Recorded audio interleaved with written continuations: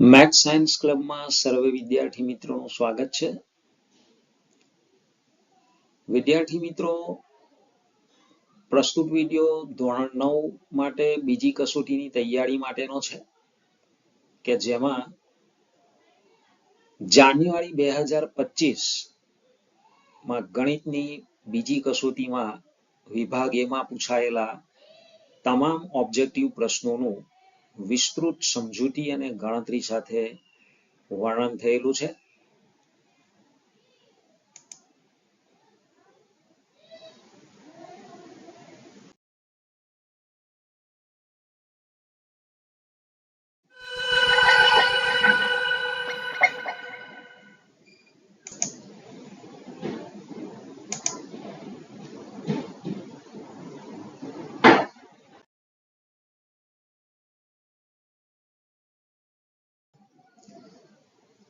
તમારી સ્ક્રીન પર દ્વિતીય કસોટી જાન્યુઆરી 2025 ધોરણ 9 ગણિતનું પેપર, જેનો વિભાગ A કુલ 15 પ્રશ્નો છે, એટલે કે 15 માર્કના ઓબ્જેક્ટિવ પ્રશ્નો, દરેકનો 1 ગુણ. તો 1 થી 4 પ્રશ્નો માટે આપણને સૂચના છે કે નીચે આપેલા બહુ વિકલ્પવાળા પ્રશ્નો માટે સાચો વિકલ્પ પસંદ કરી જવાબ લખો.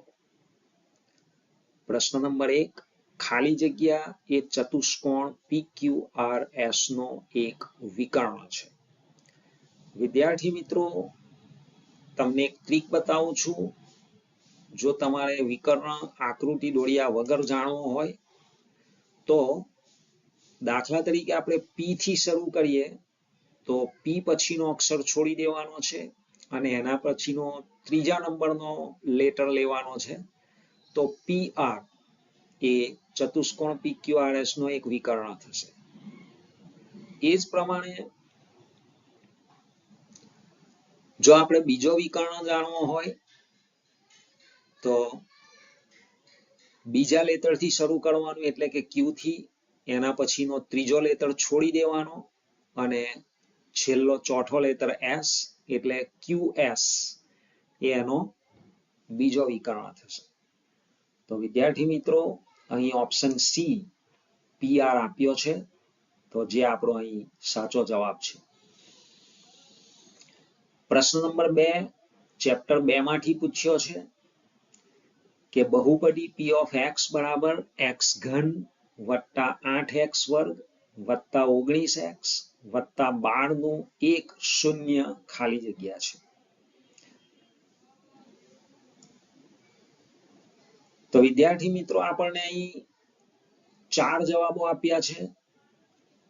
તો એક રીત તો એ છે કે તમે 1 by 1 A થી શરૂ કરો અને બહુપદીમાં x ની જગ્યાએ પહેલા એક કિંમત મૂકો. જો બહુપદી આખી બહુપદીનું સાદુરૂપ શૂન્ય થઈ જાય તો એકને તે બહુપદીનું શૂન્ય કહેવાશે. એ જ પ્રમાણે 2 મૂકો, ત્યાર પછી -2 મૂકો, -1 મૂકો. આમ આ પ્રમાણે આપણે ચેક કરી શકીએ છીએ. વિદ્યાર્થી મિત્રો, અહીં બહુપદીના તમામ પદો ધન છે, એટલા માટે આ ધન જે જવાબો છે એના શૂન્યો હોઈ શકતા નથી, એટલે A અને B વિકલ્પ તો આવવાના જ નથી. હવે C અને D માંથી એક વિકલ્પ આવશે. તો આ પ્રમાણે પ્રથમ તમે -2 મૂકો x બરાબર, અને જો બહુપદીનું સાદુરૂપ શૂન્ય થઈ જાય તો -2 તેનો અવયવ કહેવાશે, અને એવું નહીં થાય તો પછી -1 એનો અવયવ કહેવાશે. વિદ્યાર્થી મિત્રો, બીજી એક રીત છે કે બહુપદીના જ્યારે તમામ પદો ધન હોય ત્યારે તેવી બહુપદીના એકી ઘાતાંક વાળા જે સહગુણકો છે, તો અહીંયા આપણે જોઈએ તો x નો ઘન અને 19x, આ બે એકી ઘાતાંક વાળા પદો છે. અહીં x ના ઘનનો સહગુણક 1 અને 19x નો સહગુણક 19, અને હવે એ સહગુણકોનો સરવાળો કરીએ તો 1 વત્તા 19 એટલે 20 થશે. અને હવે બેકી ઘાતાંક વાળા પદોના સહગુણકો, એમાં અચળ પદને પણ બેકી ઘાતાંકમાં ગણવાનું છે. તો 8x વર્ગ જેનો સહગુણક 8 છે અને અચળ પદ 12, 8 + 12 એટલે 20. તો આપણે અહીં જોઈ શકીએ છીએ કે બહુપદીના એકી ઘાતાંક વાળા પદોના સહગુણકોનો સરવાળો અને બેકી ઘાતાંક વાળા પદોના સહગુણકોનો સરવાળો સમાન છે, એટલે આવી બહુપદીનો એક અવયવ થશે -1. તો વિદ્યાર્થી મિત્રો, આ પ્રમાણે પણ આપણે જવાબ નક્કી કરી શકીએ છીએ. તો સાચો જવાબ છે વિકલ્પ ડી, -1. પ્રશ્ન નંબર 3 યુક્લિડની ભૂમિતિમાંથી છે કે યુક્લિડે તેના પ્રસિદ્ધ ગ્રંથ એલિમેન્ટ્સનું ખાલી જગ્યા પ્રકરણોમાં વિભાજન કર્યું હતું. તો વિદ્યાર્થી મિત્રો, સાચો જવાબ છે બી, 13 પ્રકરણોમાં એલિમેન્ટ્સનું વિભાજન કર્યું હતું. વિદ્યાર્થી મિત્રો, અહીં એક બાબત યાદ રાખવા જેવી છે કે પ્રથમ કસોટીનો જે સિલેબસ હોય છે તેમાંથી બીજી કસોટીમાં લગભગ 15 માર્કના પ્રશ્નો પૂછાય છે. તો તમે જોઈ શકો છો કે ચેપ્ટર નંબર 2 અને આ યુક્લિડની ભૂમિતિ ચેપ્ટર નંબર 5, તો પ્રથમ 4 માંથી આ 2 પ્રશ્નો તમને પ્રથમ કસોટીના છે. આમ કુલ જે 50 માર્કનું પેપર હોય છે એમાંથી લગભગ 15 માર્કનું તમને પ્રથમ કસોટીમાંથી પૂછાય છે. એટલે પ્રથમ કસોટીના સિલેબસને પણ તમારે ધ્યાનમાં રાખવો પડશે. પ્રશ્ન નંબર 4 ફરી પાછો ચેપ્ટર 8 ચતુષ્કોણમાંથી છે કે સમબાજુ ચતુષ્કોણ PQRS માં SP બરાબર 14 સેન્ટીમીટર હોય તો તેની પરિમિતિ ખાલી જગ્યા સેન્ટીમીટર થાય. વિદ્યાર્થી મિત્રો, આપણે જાણીએ છીએ કે કોઈ પણ સમતલીય આકૃતિ જે હોય છે એની પરિમિતિ એટલે એની જે હદ છે અથવા એની જે બોર્ડર છે એ તમામ બાજુઓની લંબાઈનો સરવાળો. તો અહીં આપણને સમબાજુ ચતુષ્કોણ આપ્યો છે. ચતુષ્કોણ એટલે એની હદમાં 4 બાજુઓ આવે છે અને ચતુષ્કોણ સમબાજુ છે એટલે એની ચારે બાજુઓના માપ સમાન છે. અહીં આપણને એક બાજુનું માપ આપ્યું છે SP બરાબર 14 સેન્ટીમીટર, એટલે એની બાકીની 3 બાજુઓનું દરેકનું માપ પણ 14 સેન્ટીમીટર થાય. તો વિદ્યાર્થી મિત્રો, ખૂબ સહેલું છે. 14 × 4 કરી નાખીશું એટલે ચારે બાજુઓના માપનો સરવાળો થઈ જશે. એટલે સાચો જવાબ આપશે વિકલ્પ સી, 56 સેન્ટીમીટર.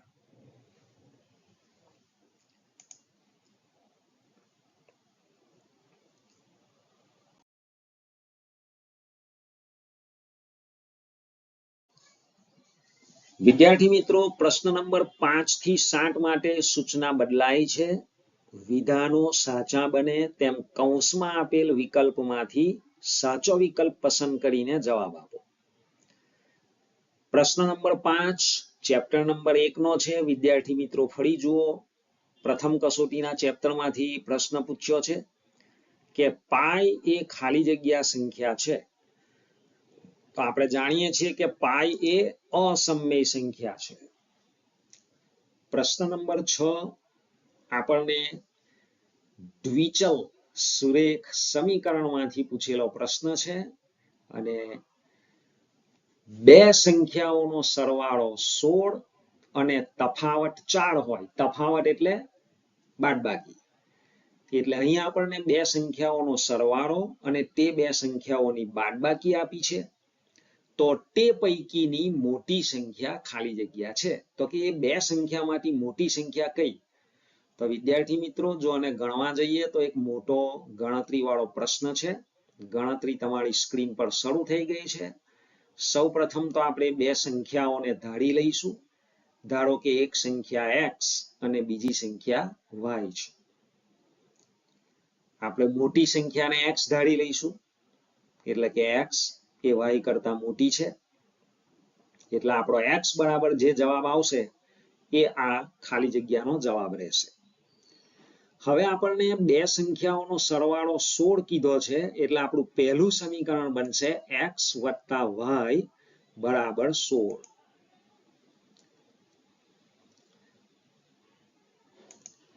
હવે આ બે સંખ્યાઓનો તફાવત એટલે કે બાદબાકી આપણને 4 આપી છે. તો વિદ્યાર્થી મિત્રો હંમેશા મોટી સંખ્યામાંથી જ નાની સંખ્યા બાદ થાય. અહીં આપણે x ને મોટી સંખ્યા ધારી છે એટલે x ઓછા y બરાબર 4. આ આપણને બીજું સમીકરણ મળે છે. હવે સમીકરણ 1 અને 2 નો આપણે સરવાળો કરીશું.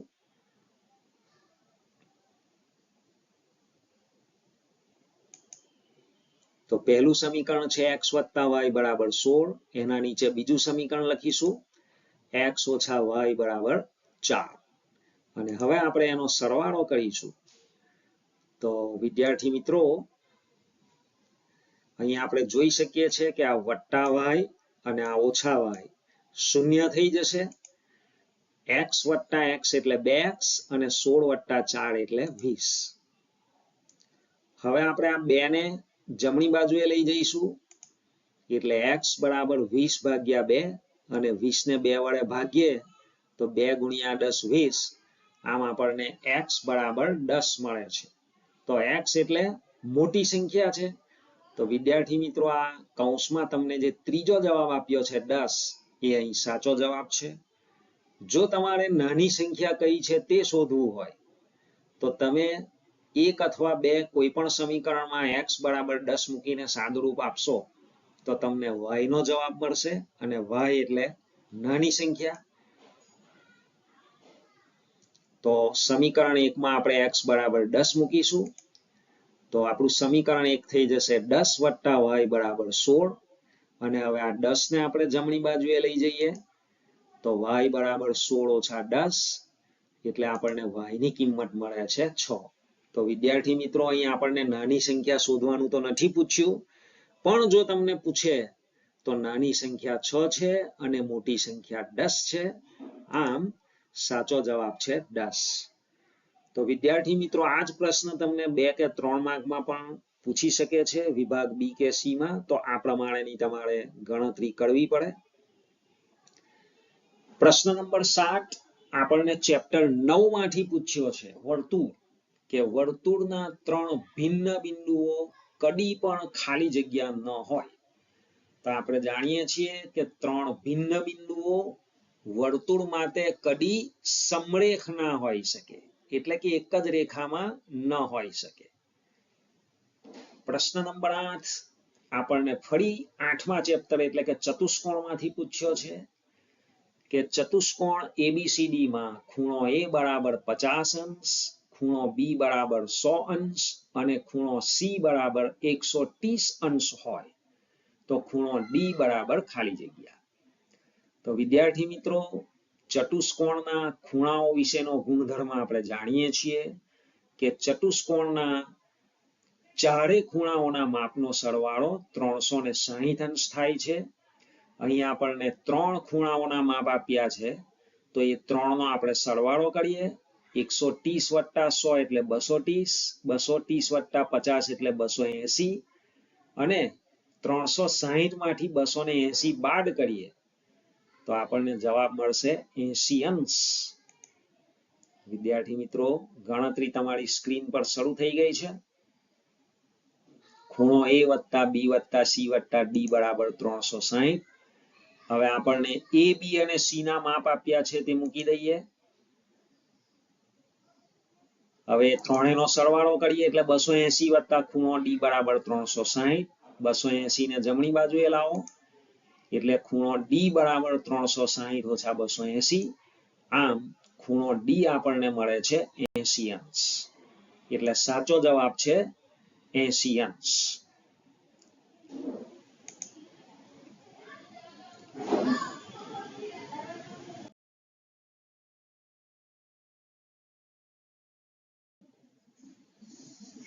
પ્રશ્ન 9, 10, 11 માટે સૂચના છે નીચેના વિધાનો ખરા છે કે ખોટા તે જણાવો. પ્રશ્ન નંબર 9 આપણને યામ ભૂમિતિમાંથી પૂછ્યો છે. બિંદુ -7, 2 એ ચતુર્થ ચરણમાં છે, એટલે કે ચોથા ચરણમાં છે.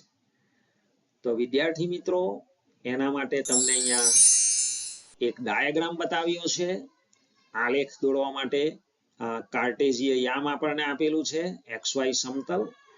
તો વિદ્યાર્થી મિત્રો અહીં આપણે કિંમતો સાથે કોઈ લેવા દેવા નથી. આપણે ચરણ જાણવું હોય તો ખાલી એક્સ યામ અને વાય યામના ચિહ્નો આપણને ધ્યાનમાં લેવા જરૂરી છે. તો એક્સ યામ અહીંયા ઋણ છે અને વાય યામ ધન છે. તો આપણે અહીંયા જોઈ શકીએ છીએ કે આ ચરણ 2 છે જેમાં એક્સ યામ ઋણ આવે છે અને વાય યામ ધન. તો બીજા ચરણમાં -62 બિંદુ હોય. અહીં ચતુર્થ ચરણ કીધું છે એટલે વિધાન નંબર 9 ખોટું વિધાન છે. પ્રશ્ન નંબર 10, 75 અંશના ખૂણાના પૂરક કોણનું માપ 15 અંશ છે. વિદ્યાર્થી મિત્રો ચેપ્ટર 6 માંથી પ્રશ્ન પૂછ્યો છે. આપણે જાણીએ છીએ કે જે બે ખૂણાઓના માપનો સરવાળો 180 અંશ થતો હોય તે બે ખૂણાઓને એકબીજાના પૂરક કહે છે. તો આપણે એની ગણતરી કરીશું. ધારો કે 75 અંશના ખૂણાનો પૂરક કોણ x છે. તો હવે 75 + x બરાબર 180 થશે. કારણ કે આ બે પૂરક છે એટલે એમનો સરવાળો 180 થાય. હવે આપણે 75 ને જમણી બાજુએ લઈ જઈશું એટલે x બરાબર 180 - 75 અને 180 માંથી 75 ને બાદ કરીશું એટલે x બરાબર 105 અંશ. તો વિદ્યાર્થી મિત્રો 75 અંશના ખૂણાના પૂરક કોણનું માપ કેટલું આવે છે? 105 અંશ. જ્યારે અહીં આપણને ફક્ત 15 અંશ જ આપ્યું છે એટલે વિધાન નંબર 10 ખોટું વિધાન છે. પ્રશ્ન નંબર 11, ચેપ્ટર 9 માંથી ફરી વર્તુળની જીવાના તમામ બિંદુઓ વર્તુળ પર હોય છે. તો વિદ્યાર્થી મિત્રો આપણે જીવાની વ્યાખ્યા શીખી ગયા છે. જીવા કોને કહેવાય? જી હા, જે રેખાખંડના બંને અંત્ય બિંદુઓ વર્તુળ પર આવેલા હોય. તો વર્તુળ પર ફક્ત કેટલા બિંદુઓ હોય? 2 જ બિંદુઓ હોય. બાકીના બધા વર્તુળના અંદરના ભાગમાં હોય, વર્તુળ પર ના હોય. તો વિદ્યાર્થી મિત્રો આને એક આકૃતિથી સમજીશું આપણે. તો આ એક વર્તુળ છે અને આ વર્તુળ પર આપણે આ એક જીવા AB દોરી છે. તો વિદ્યાર્થી મિત્રો આપણે જોઈ શકીએ છીએ કે બિંદુ A અને બિંદુ B આ બે અંત્ય બિંદુઓ જ વર્તુળ પર આવેલા છે. બાકીના બિંદુઓ વર્તુળના અંદરના ભાગમાં છે. જ્યારે અહીં આપણને 11 નંબરમાં એવું કહે છે કે જીવાના તમામ બિંદુઓ વર્તુળ પર હોય છે. તો વિધાન નંબર 11 પણ ખોટું વિધાન છે.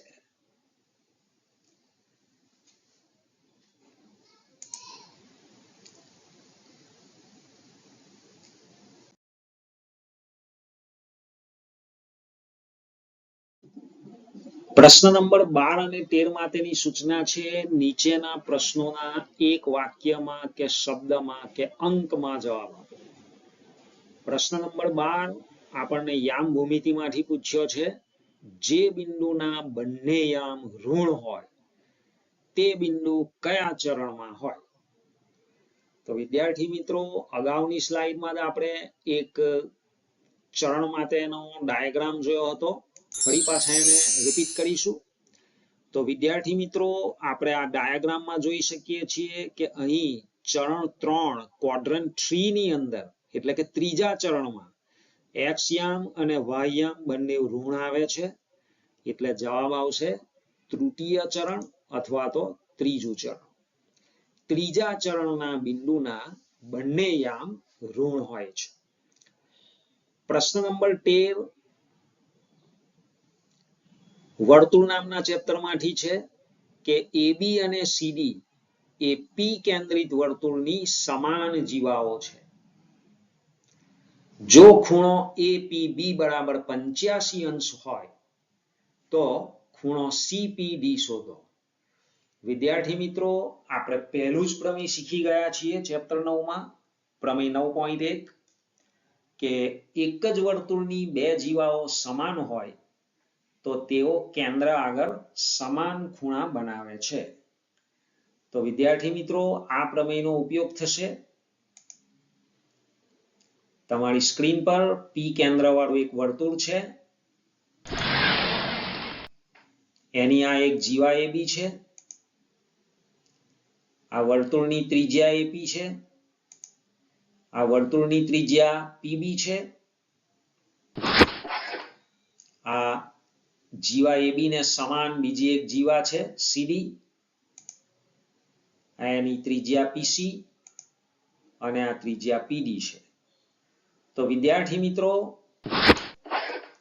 આ ખૂણો એપીબી આપણને 85 અંશ આપ્યો છે અને આપણને આ ખૂણો સીપીડી કેટલા માપનો થશે એ પૂછ્યું છે.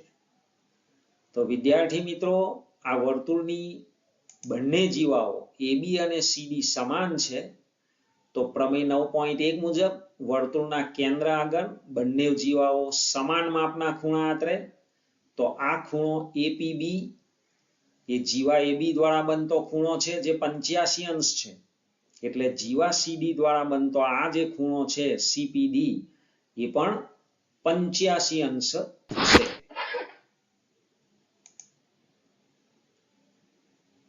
તો પ્રશ્ન 13 નો જવાબ છે ખૂણો સીપીડી બરાબર 85 અંશ.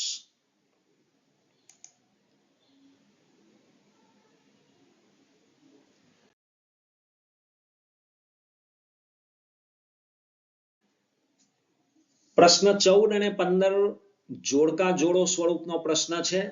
પ્રશ્ન નંબર 14 ત્રિકોણમાંથી છે અને 15 પણ ત્રિકોણમાંથી છે.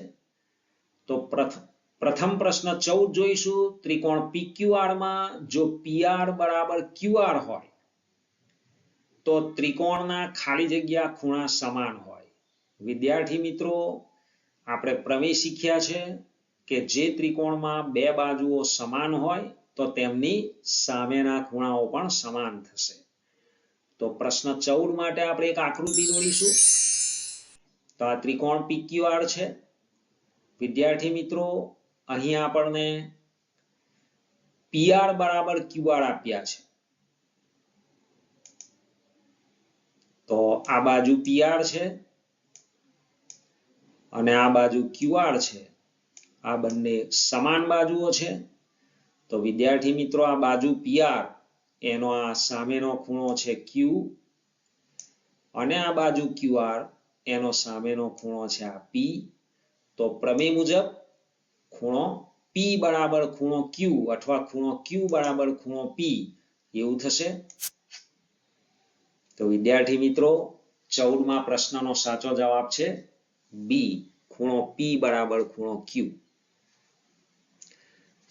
પ્રશ્ન નંબર 15 જો ત્રિકોણ PQR એકરૂપ ત્રિકોણ YXZ હોય તો ખૂણો PRQ બરાબર ખૂણો ખાલી જગ્યા, એટલે કે ખૂણો PRQ અને બીજો એને અનુરૂપ કયો ખૂણો સમાન થશે.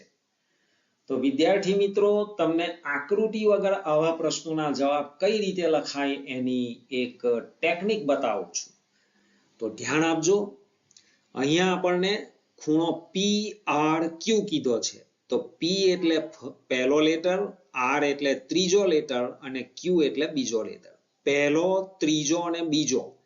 તો તમારે સેમ અહીંયા પણ એ જ ક્રમમાં જવાનું છે. પહેલો લેટર એટલે Y, ત્રીજો લેટર એટલે Z અને બીજો લેટર એટલે X. તો જવાબ થશે ખૂણો YZX. તો તમે જોઈ શકો છો કે આ વિકલ્પ A અહીંયા એની સાથે સાચા જવાબ તરીકે આવશે ખૂણો YZX. તો વિદ્યાર્થી મિત્રો આ પ્રમાણેના જાન્યુઆરી 2025ના સેકન્ડ ટેસ્ટના ગણિતના પ્રશ્નપત્રના 15 પ્રશ્નો હતા. એમાં તમે જોયું કે પ્રથમ કસોટીના સિલેબસમાંથી લગભગ 15માંથી 4 પ્રશ્નો પૂછાયા હતા. તો વિદ્યાર્થી મિત્રો આ પ્રમાણે અહીં આપણો આ પેપરનો ભાગ પૂરો થાય છે.